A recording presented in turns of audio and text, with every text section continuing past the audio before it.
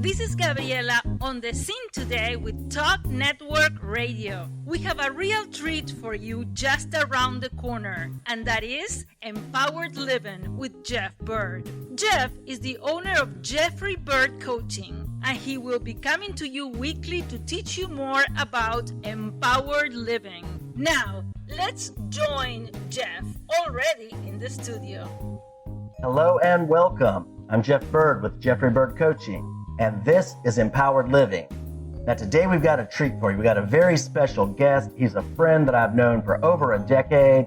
We've worked together on different organizations that were providing help for homebound people in wheelchairs, but I hadn't seen him in a while until just recently, and in the meantime, he's become a pastor. And as we caught up for lunch and he was kind of telling me his story, he got to a part that just was particularly compelling to me about how a very acute, difficult trial that lasted for some time was turned into one of his greatest breakthroughs and a personal triumph, and something that is now benefited. The story of this is benefiting and encouraging a lot of other people. And so I asked him if he would come and join us on the set today, kind of tell us about what he's doing now, tell us about this particular story, and what's come of this trial. Because everybody that's watching, there are none of us who aren't either in a trial or have been in a trial or are getting ready to be in a trial. None of us are exempt from the trials. It's a universal principle of life that we're all going to go through some trials. So I hope that as he's very good at sharing this story, it's very powerful, and I hope that as he shares and tells this story to us today, that these principles that are going to apply to every single one of us will really the seed will take root and help us move further in our various trials as well. So please join me in welcoming my friend Sean Smith to the set today. Absolutely, it is a pleasure to have you here.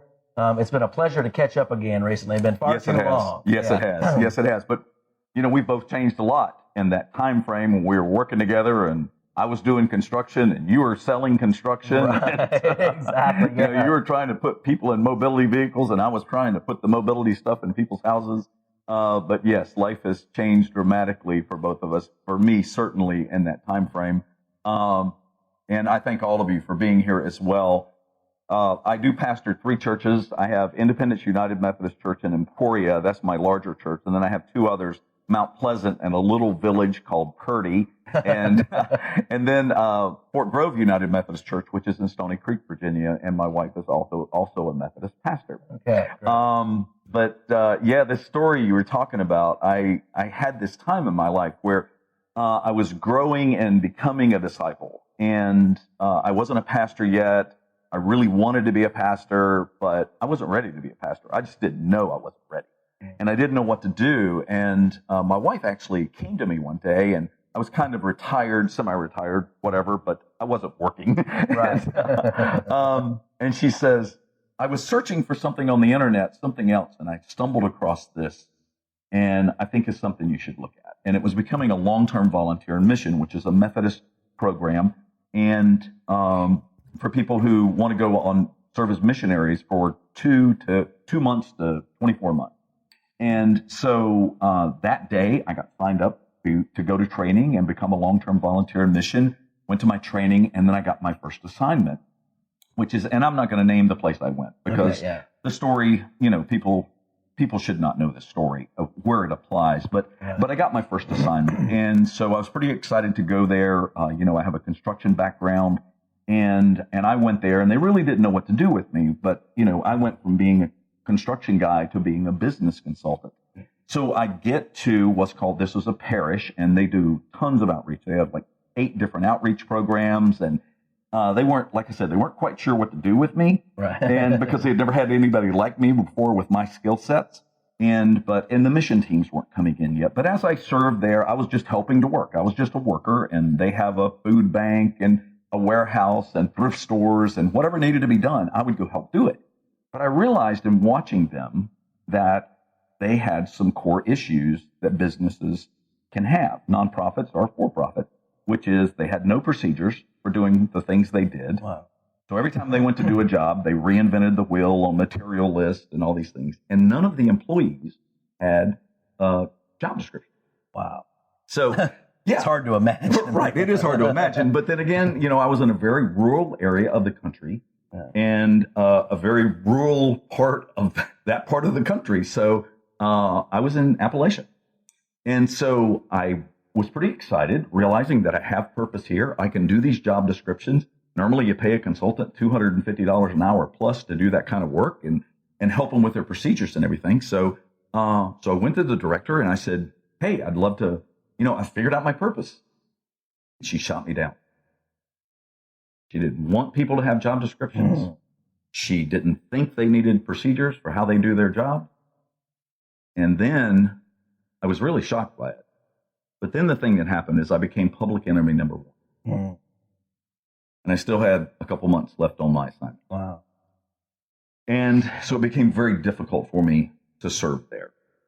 But it was all part of God's purpose and God's plan for me and what he was going to do. So I was persecuted.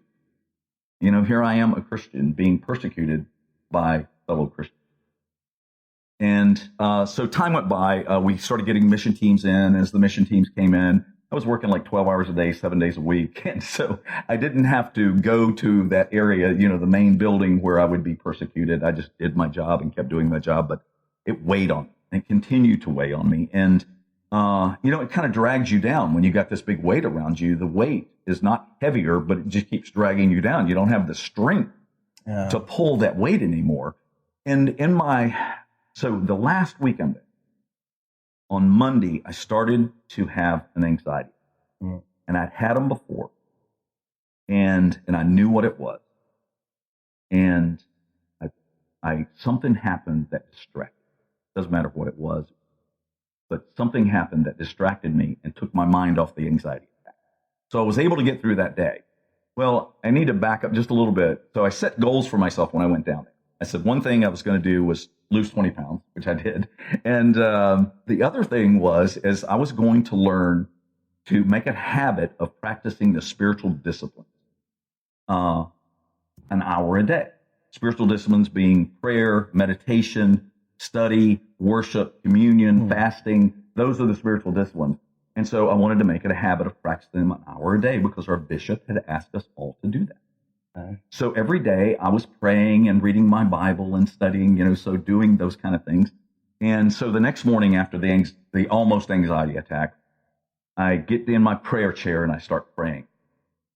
And I feel the anxiety attack coming again because of all this persecution weighing me. And so I got on my knees to pray. And my knees weren't low enough. And for the first time in my life, I fell prostrate before God on my face. The thing that God needed for me was for me to give up those last little bits of sin that I was hanging on to in my life. He needed me to give that up. And the way he got me to give it up was to tear me down. And I kept saying, yeah, God, I'll give them up. I'll give them up on my time, is what I was saying. I wasn't saying that part out loud, but I fell on my face and begged him to take them. And he did. So in that time frame, I went from a person who was desirous of pulpit ministry to being a person who was ready to be in pulpit ministry. And, I tell you, I talked to somebody this morning and he asked me to recount the story. And he had seen me 2 months, about a month and a half after it had happened. And he shared with me this morning how tore up I was at that point. And I didn't remember being tore up at that point, how distraught I still was. Yeah. But it took me time to realize that this was a gift from God and what God had in it for me. Yeah. And to move beyond it, to be empowered by it and move beyond it. Yeah. Yeah. Wow. So I want to break down a few things that are in your story that I think are universally applicable. Because first of all, yours was very much in a church-oriented spiritual context. But yes. a lot of people who may be listening to this may not be people of faith, Right. or understand some of the terms that we use fairly frequently. But I think I think all of us go through a similar pattern, regardless of in our minds what we're thinking about as far as faith or as far as God or as far as sin, as far as these things. I think we're all going through similar patterns, because as you were telling that story, it reminded me of a man that's a friend of mine that was very, very high up in a bank. And he was given the green light to implement some of his ideas. And he got approval, and then people were behind him. And so he tried one thing and it failed, and they just threw him under the bus and just wiped him out. Right. You know, so no support whatsoever when you're trying to do your best. And I think, and that happened to me too. I was in an organization back a few years ago and was just doing everything I could in a really difficult situation to break into a new territory. And a very, very small thing, that I did in trying to save an account. They didn't like the way that I did it and just got rid of me. Wow. And I was the first of 26 in a row that left because of the bad culture. Sure. So there's so often that, and so many of us, I think, can relate to trying to do our best. And then just having that one person, like in your situation, or just something that just seems to be against it. But yet that difficulty, that trial, that where we come to the end, like you came to the end when you were flat out on the floor. Yeah. So many of us, I hear the stick a fork in me, I am done. And I get to, I've not usually laid out quite on the floor, but when I'm praying in the morning, sometimes I'm like, I got nothing. I don't even know what to say. I don't even know where to start. You're gonna have to help me here. I can't come up with something to get to you to get help. Yeah. And this is important, but I just need you. I had a friend that did that. He actually, we've interviewed him, but he had broken his neck. He was a C4 quadriplegic, and he was in the hospital for a kidney procedure, because most C4 quads have kidney issues. And he just went into a chapel and was just like, I got nothing. I'm just done, just in tears. And he said the whole place like lit up, and he felt like this warm embrace. Those kidneys were healed. They didn't believe him. They were still going to do the procedure. When they did the final x-rays, the doctor came back. He said, I can't explain it, but there's no sign of any kidney issue. And now he's pushing 70 and still has had no significant kidney issues.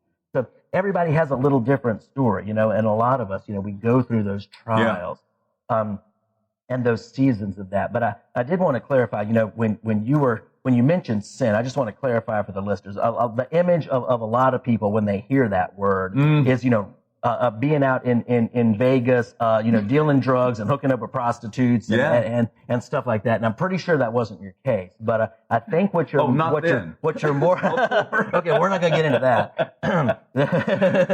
But my sordid past. But a lot of times I think that it's just that dependence on self. I've got to make this work. I've got to do this and such. I've got to handle this. I've got to deal with this.